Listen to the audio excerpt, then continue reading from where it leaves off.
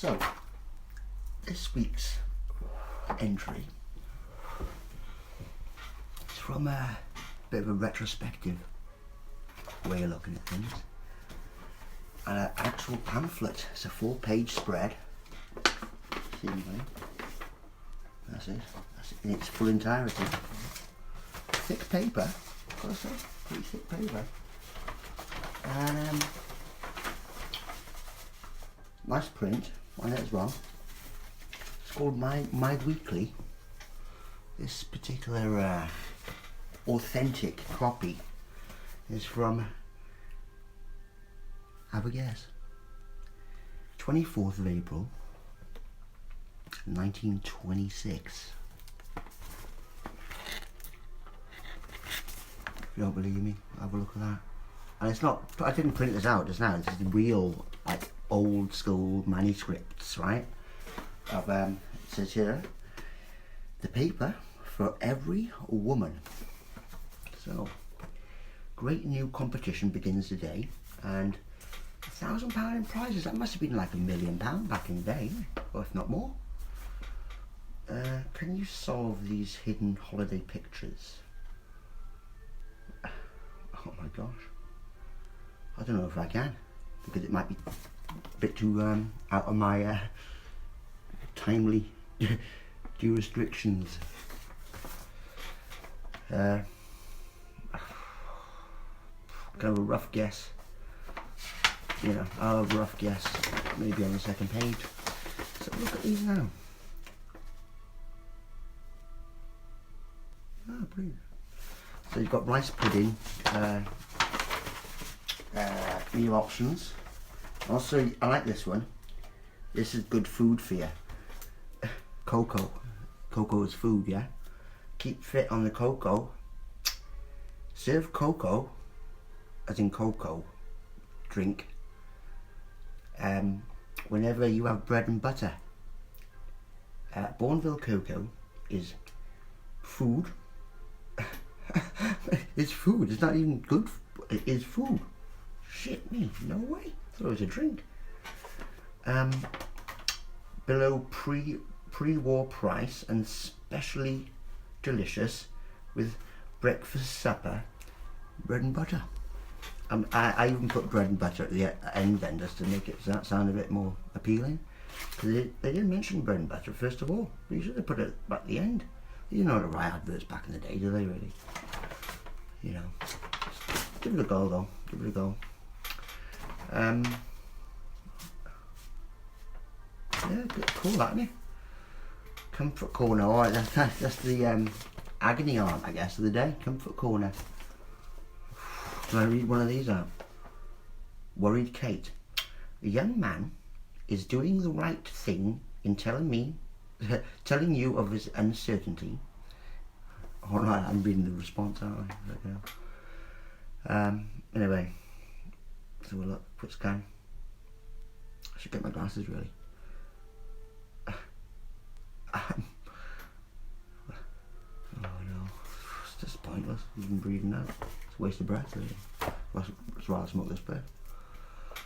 And oh yeah, I was talking about these, well, I was going to actually go on to talk about these heavy duty fucking psychs in our society, and they're blatantly obvious basically. The people have kind of like made it all fucking ball ache since day one really. You know, them ones. Yeah, interesting to say the least, because like this particular personality trait or type, as they like to call them types, very much typical, aren't they? In fact, I'm sure this is patented, isn't it? This type of personality. Isn't it patented? Most likely. We don't even know it. People don't even know it. I might even be infringing on copyright talking about this. Might be infringing on copyright with the flame. Shit, I breached copyright. It's going to be so incredibly obvious for people to see now, where society's been really tweaked, and it's the freaking nastiest way of doing it, really. You know, I'm talking about like society as in the compound people, as, you know, the norms. I'm not an elite person. I'm not, you know, not a member of secret society or part of all that crowd, you know. I don't like keep myself to myself, really. But yeah, so once people realise where people's heads are at, or were at, or where they were coming from in the first place, what type of intentions, so deceptively hidden, have now all come to light, and they just can't really, because they're not very good they're quite blasé anyway. It's weird, this. It's like they'll just give up. Like, yeah, okay, yeah, I did think that, yeah, so what? You know what I mean? Like, what are you going to do about it? Type of thing. It's like, alright, okay, well, this is kind of what we're up against. We're up against this, like, kind of quite a forceful, almost robotic type of personality type to keep to their function, yeah? And then if it does crumble, they'll just go, oh, fuck it, you know, and it's just like, and not even look for anything, the reason, or anything bad. Not that they want to do anyway, really. But wouldn't that be like natural? But no, it's this is what fucks society up, and it fucks mostly the people up who have nothing to do with this. We can just see the people do it and continually just repeat it, and we become the people who speak up about it, like, become repetitive to speak up about it so much because of its proliferation within society. It's like, and then of course, yeah, we get labelled like, oh, you're just that's all you're on about, and it's like, yeah, okay. We know what's going on here now, yeah? No one needs to explain this anymore, do they? You know, about like what they cause and what people talk about and what they want people to talk about and occupy people's minds with, basically, you know? And it's not good. But for the grander scheme of things. And if anyone can see it, people can see it, you know, that it's evidently and obviously not intended for the grander scheme of things.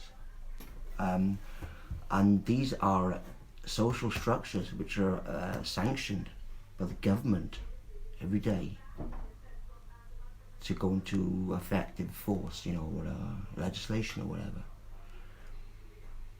And no one really has any say in it, because no one really knows the effects of it, of conditioning in a certain mindset and applying it, or so it's creating the problem, then creating the societies that the society was designed perfectly for that problem around it, type of thing. It's kind of like, you know, what do they call it? Oh, I know what people call it. A lot of bullshit. But it's a means of nowhere. And that's what they want. That's what they want people to go. Nowhere. And as long as they can keep people just turning that over, as long as they can possibly want, and have all the mystique, whatever you want in there, and, you know, lots of truths, obviously, and lots of truth, almost blatant, right in your face, absolute truth. But to the uninitiated or the unaware person, it's it could be seen as total lies, or something well worthwhile to ignore, put in the back burner, or not to pay attention to ever again. And it's like, Hmm. You see where they really do sever a lot of people's um, intellect or interest in a certain field or subject that could possibly infringe or may possibly skirt the areas where it would become a little bit suspicious to someone if they did some deep research. And the reasons of why these social lobbies people put together to organise people's behavioural skills according to their demographic and their whatever they got on them, basically, you know, whether it be mobile data or what they, you know, as in like, you know, what they've watched, what they do online and why they spend the money or anything, you know. The databases on people, it's left, right and centre, everyone knows that. It's like, they can't have a database on me, can they? Like, where everyone has like pretty much understood this that, and you know, if you haven't come to the terms with that, then you know there's something fundamentally flawed in and why he's bothered truth seeking anyway. Like, you know, people often realise this, they know that there's data banks on them, they've contributed them to themselves in building them up. So yeah, goes without saying, doesn't it? But that's deceptive. That's really deceptive. That's like a major deception, really, if you think about it. Because that gives the norms, or some people who do have full faith or trust in this system, whatever the system they're in, for it to work like that, to function, that intrinsically and precisely, you know, with their its choice and stuff, and that gives them confidence, or like gives the person using the service, you know, what kind of self-assurance that that's going to work, you know what I mean? It's like to restfully go to bed at the end of the day after a hard day's work, you know, just not worry about like loads of shit happening whilst you're sleeping.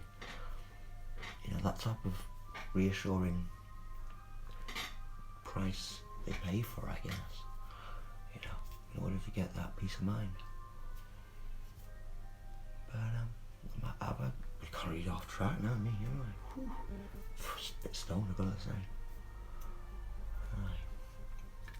Anyway, I will get back to you shortly. I'll read out another story from this. Brilliant, this. 1926. Can't believe that. Do you reckon any old biddies are still knocking around who bought that today? God, I bet they're right, corkers.